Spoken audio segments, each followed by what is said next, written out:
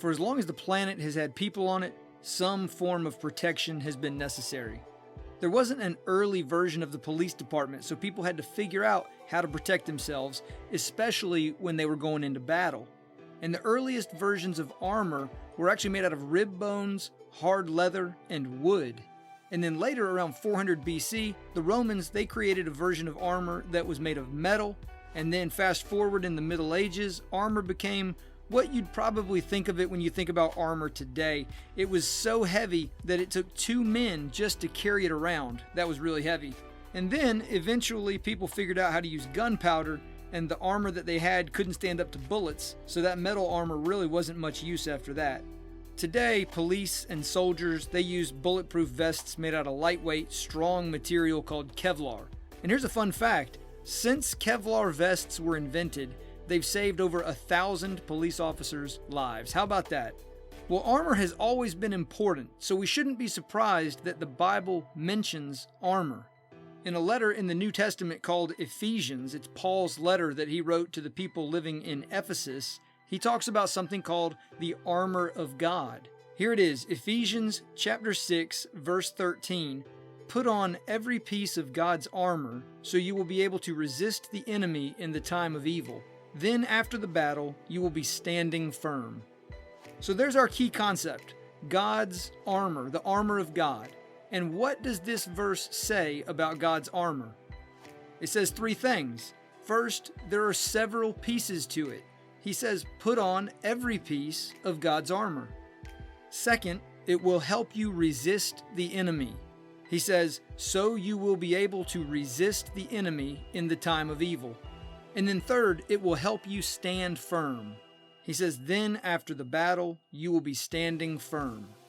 So if you want to resist the enemy, if your desire is to stand firm in your faith, then you need to put on the armor of God.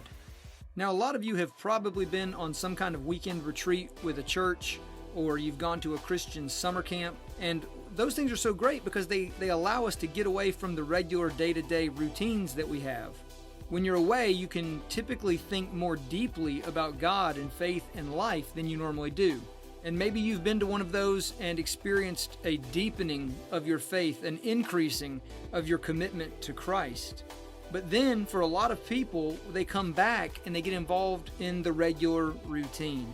They get up for school, they come home from school, they do their homework, they go to sleep, and then they do it again the next day. And their faith just seems to evaporate in that kind of schedule. And then eventually all that's left from that amazing move of God in that person's life is just memories from the time when you really felt like your faith had a chance to grow.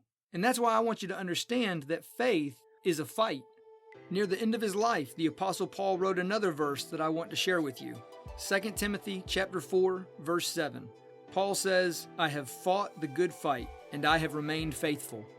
Faith is a fight.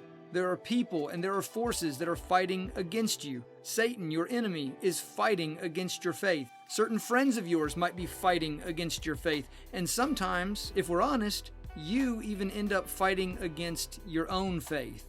So faith is a fight. And when you're in a fight, it helps to have armor. That's what the armor of God is all about. So this week we're talking about the first 3 pieces of the armor God gives you, and then next week we'll talk about the last 3 pieces. The first piece is the belt of truth. Ephesians chapter 6, verse 14.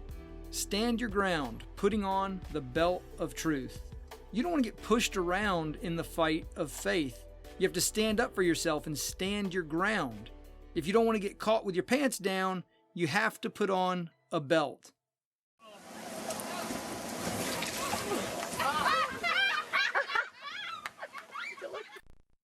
Oh, how embarrassing. The belt is what holds everything together, and the belt that God gives you to hold your faith together is truth.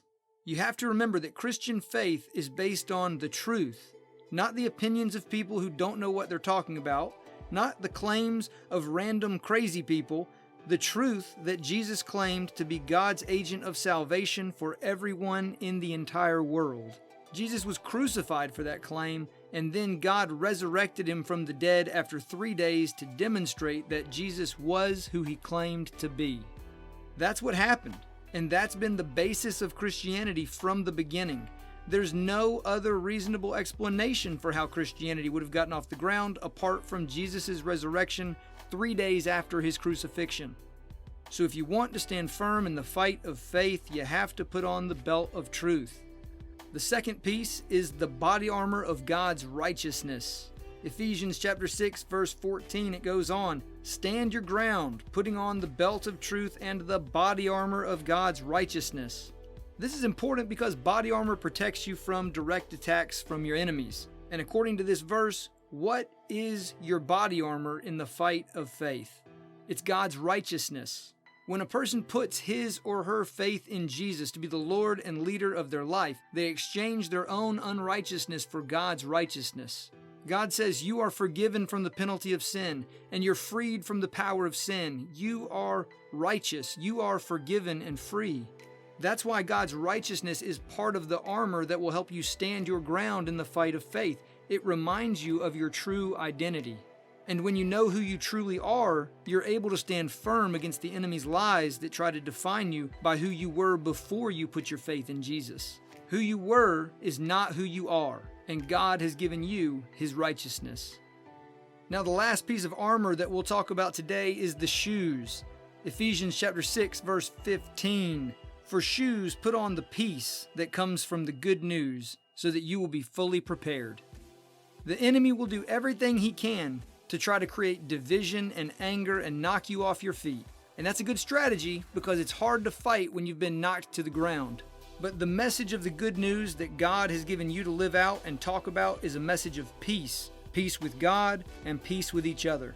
This is a key part of the Christian life. Whenever I meet a person who tells me that being a Christian is boring, it's usually because they've forgotten that they have a mission to spread the message of God's peace. Every day that you wake up, even in the current situation, you have a mission that infuses your life with meaning, purpose, and excitement. Get creative about how you can spread the message, share the good news, and help other people.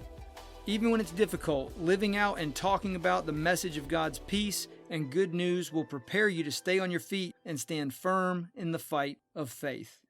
So those are the 3 parts of the armor of God that we'll talk about today: the belt of truth, the body armor of righteousness, and the shoes of peace. We'll talk about the next 3 next week, but here's the bottom line for your group time today, and then you're going to have some questions to talk about with your group.